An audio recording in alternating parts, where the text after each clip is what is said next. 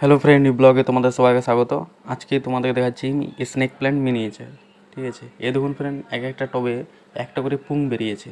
ঠিক আছে, আবার এই পুংগুলোকে অন্য টবে আমরা ট্রান্সফার করে দেবো, জায়গা পাচ্ছে না। দেখুন ফ্রেন্ড, ছোটো টবে লাগিয়ে রেখেছিলাম, সেগুলা দেখুন এত শিকড় হয়ে গেছে, প্রচুর পরিমাণে শিকড় হয়ে গেছে। সেটা আমরা অন্য টবে না ট্রান্সফার করলে এটাও বাড়বে না। ঠিক আছে, এই জন্য এটাকে আমরা ভেঙে নিচ্ছি, আলাদা করে দেবো।